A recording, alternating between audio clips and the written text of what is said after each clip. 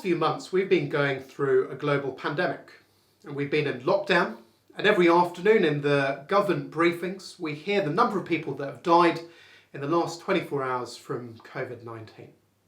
And the painful thing about death is that it separates us from the people that have died. It severs relationships permanently because it can't be reversed.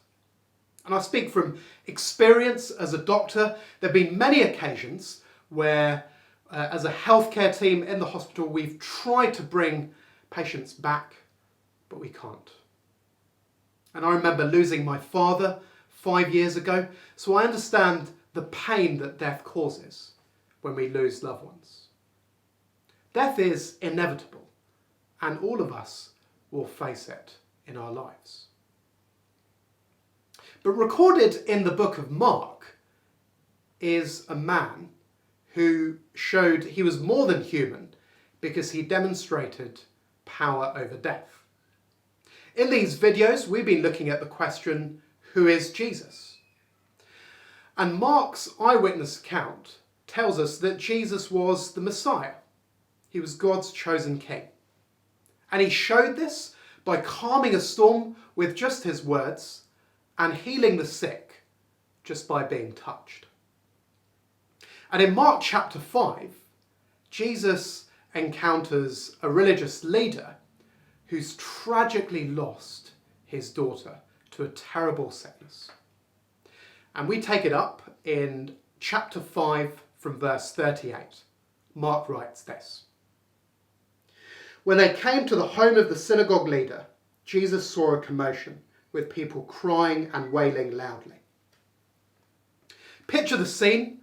The daughter of the religious leader has died, and so people are mourning. They're grieving her loss. The natural thing to do if we were in that situation would be to pay our respects and to mourn with those who mourn. But what happens next is striking.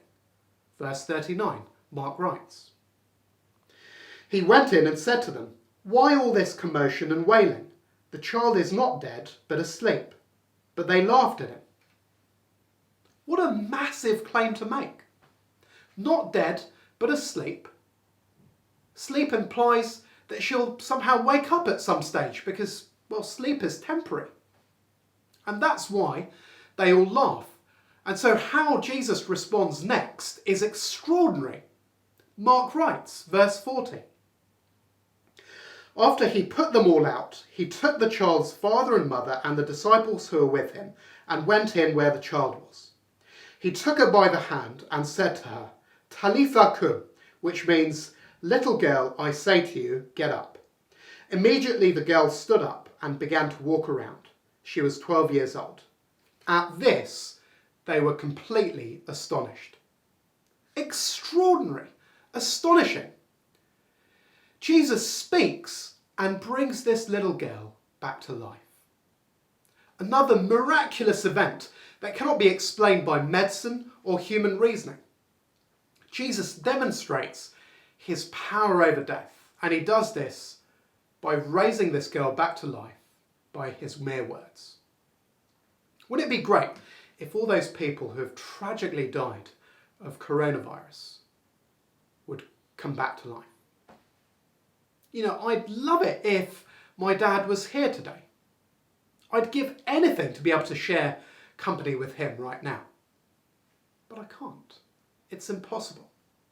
And even at the time, doctors and nurses, they did everything they could to bring him back, but they couldn't.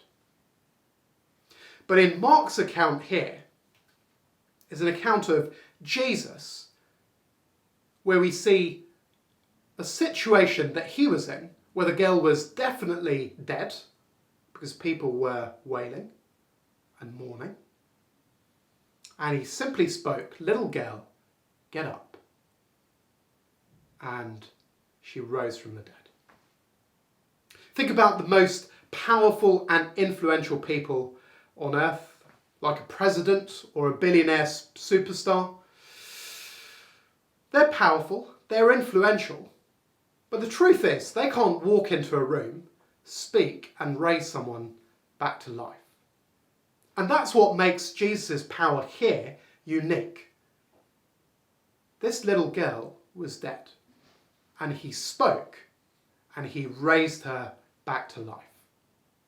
And he was there right from the beginning of creation, breathing life into this world.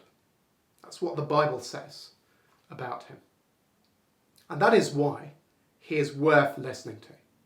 That is why he is worth investigating.